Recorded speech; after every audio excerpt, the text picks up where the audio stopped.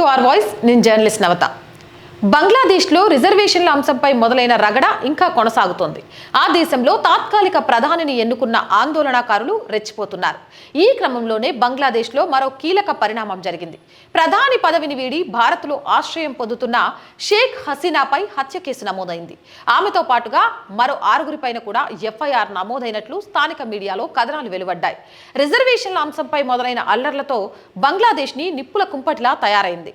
ఆందోళనలు హింసాత్మకంగా మారడం వల్ల వందలాది మంది ప్రాణాలు కోల్పోయారు. ఇప్పటి వరకు కూడా వివిధ ఘటనల్లో మృతి చెందిన వారి సంఖ్య 550కి పైగా చేరుకుంది. ఈ క్రమంలో గత జూలై 19న మహమ్మద్పూర్లోని జరిగిన అల్లర్లలో అబూ సయ్యద్ అనే ఓ కిరాణా దుకాణి యజమాని మరణించాడు.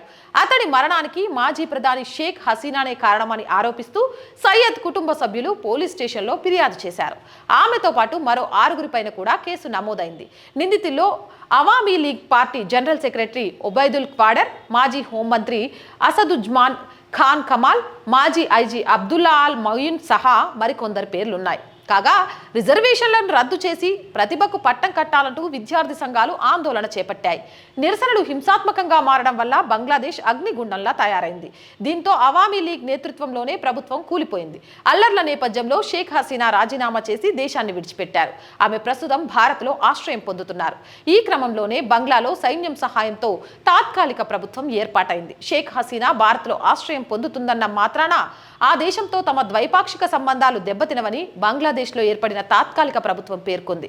తాత్కాలిక ప్రభుత్వ సారథిగా నోబెల్ గ్రహీత మొహమ్మద్ యూనస్ ప్రమాణ స్వీకారం చేశారు. ఏదేమైనా ఒక ముస్లిం వ్యక్తికి సంబంధించిన కుటుంబం షేక్ హసీనా కారణంగా, ఆమె ప్రభుత్వం కారణంగానే తమ కుటుంబ సభ్యుల్ని కోల్పోయామని ఫిర్యాదు చేసిందట. గ్రేట్ అప్ప. అక్కడ ఎంతోమంది హిందువుల అమ్మాయిల మీద అఘాయిత్యాలు జరిగినాయి. ఎంతోమంది హిందువులు చనిపోయినరు. ఒక్కరు కూడా ముందుకొచ్చి ఇగో వీళ్ళు చంపింది వీళ్ళే అని సోషల్ మీడియాలో వైరల్ అవుతున్న వీడియోలను పెట్టుకొని కూడా కేసులు పెట్టి మాట్లాడలేకపోతారు. భయం మనలో ఉందా? పోరాడే గుణంతో పుట్టిన హిందువుల్లో శివాజీ, ఝాన్సీ లక్ష్మీబాయి లాంటి వారసులుగా ఉన్న హిందువుల్లో భయం ఎందుకుంటోంది? ప్రశ్నించడం ఎందుకు మానేస్తున్నారు అనేది అర్థం కావట్లేదు. సరే, అది పక్కకు పెట్టేసి ఇప్పుడు షేక్ హసీనా మీద నమోదైన కేసు ఎక్కడి దాకా వెళ్తుంది? అరెస్ట్ దాకా వెళ్తుందా? దీని పరిణామాలు ఏంటి? అసలు షేక్ హసీనాని ఇక్కడితోనైనా వదిలేయాలనుకుంటున్నారా, లేకపోతే అసలు ఆ పార్టీనే బంగ్లాదేశ్లో భూస్థాపితం చేయాలనుకుంటున్నారా? నెక్స్ట్ ప్లాన్ వాళ్ళది ఏమై ఉంటుంది? కామెంట్ సెక్షన్లో పెట్టేయండి. మోర్ వీడియోస్ కోసం మన ఛానల్ వెంటనే సబ్స్క్రైబ్ చేయండి. ప్రతిరోజు అందరికీ గుర్తు చేస్తుంది, మళ్ళీ గుర్తు చేస్తున్నాం. ఒక్కలతో మొదలైన మన ఆర్ వాయిస్ 1,00,000 మందిని దాటి అడుగులు ముందుకు వేస్తుంది. ఇదంతా మీరు అందిస్తున్న ఆదరాభిమానాలే. ఇంకా వీలైనంత మందికి సబ్స్క్రైబ్ చేసుకోండి.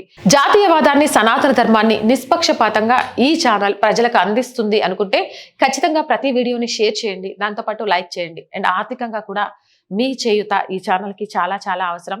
మన ఛానల్కి ఎక్విప్మెంట్ లేదు, ప్రాపర్గా కనీసం రెంట్ బేస్లో ఒక ఆఫీస్ కూడా లేదు. ఎవరైనా ఎక్కడమ్మా మీ ఆఫీసు, మిమ్మల్ని కలవచ్చా, లేదా ఇది ఉంది మా ఊళ్ళో సమస్య చేస్తారా అంటే ఎక్విప్మెంట్ లేని కారణంగా, ఆఫీస్ లేని కారణంగా చాలా మందికి ఏం చెప్పాలో అర్థం కాని స్థితిలో ఉన్నాము. బట్ ప్రభుత్వానికి, ప్రజలకి వారధిగా నిలుస్తూ ప్రజల సమస్యలను ప్రభుత్వానికి తెలియజేయడంతో పాటు సనాతన ధర్మాన్ని, జాతీయవాదాన్ని నిస్సంకోచంగా వెన్ను చూపకుండా ఉన్నది ఉన్నట్టు వాస్తవాలను చూపించాలని లక్ష్యంతో ఛానల్ అయితే ప్రారంభించాను. అలాగే అడుగులు ముందుకు వేస్తున్నాం. కానీ ఆర్థికంగా అది నా ఒక్కదాని వల్ల కావట్లేదు. ఇంకా ఛానల్ బ్రేక్ ఈవెన్కి చేరుకోలేదు. బట్ బ్రేక్ ఈవెన్కి చేరుకునేదాకా ప్లీజ్ ఆర్థికంగా ప్రతి ఒక్కరూ సహాయం చేయండి. చేయాలి అనుకునేవారు సబ్స్క్రిప్షన్ పక్కనే జాయిన్ అనే ఆప్షన్ కనిపిస్తుంది. 1 to 5 లెవెల్స్ ఉంటాయి. ఏదో ఒక లెవెల్లో సపోర్ట్ చేయండి. అలాగే స్క్రీన్ మీద అకౌంట్ డీటెయిల్స్తో పాటు గూగుల్ పే, ఫోన్పే నెంబర్ కూడా ఉంటుంది. So please support our channel, subscribe our channel. జై భారత్.